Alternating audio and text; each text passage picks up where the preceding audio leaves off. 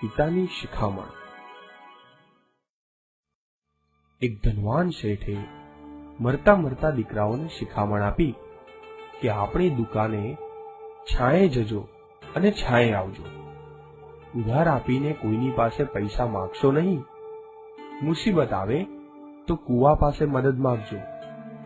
કુવો મદદ ના આપે તો કોઈ બુદ્ધિશાળી વડીલની પાસે જજો। આટલું કહી શેઠ ગુજરી ગયા। દીકરાઓ પિતાની સલાહ પ્રમાણે કરવા લાગ્યા। સરસ મજાની છત્રવાળી બગી લાવ્યા। એમાં છાંયે બેસીને દુકાને જતા અને આવતા। દીકરાઓએ પિતાની બીજી શિખામણો પણ બરાબર યાદ રાખી।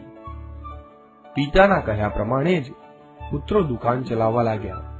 જે આવે તેને ઉધાર માલ ધીરવા લાગ્યા। વળી ઉધાર આપીને કોઈની પાસે ક્યારેય પૈસા પણ માંગતા નહીં। પણ આમ કરતા કરતા દુકાન સાવ ખાલી થવા લાગી। સમય જતા દુકાનમાં માલ લાવવાની ફૂટી કોડી પણ પાસે રહી નહીં।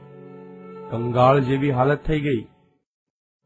પછી તો પિતાની શિખામણ પ્રમાણે ઘર પછવાડે આવેલા કુવા પાસે જઈને મદદ માટે બૂમો પાડવા લાગ્યા।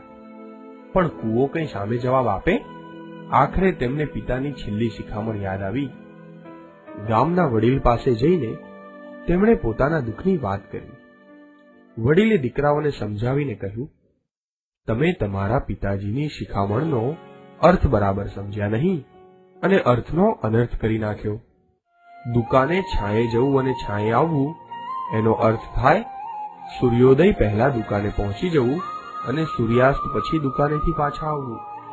એટલે કે ધંધામાં સખત મહેનત કરવી। ઉધાર આપીને માગવું નહીં, એટલે કે કોઈને ઉધાર આપવું જ નહીં, જેથી માગવાનો વારો આવે જ નહીં, જેથી ધંધો ઉધારીથી ડૂબે નહીં।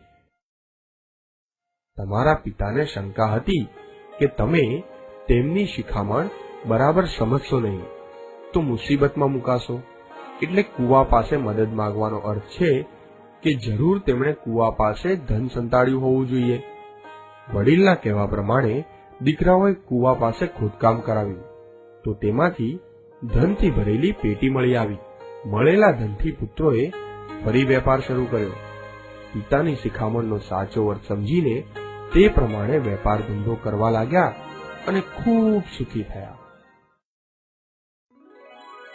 પિતાની શિખામણ।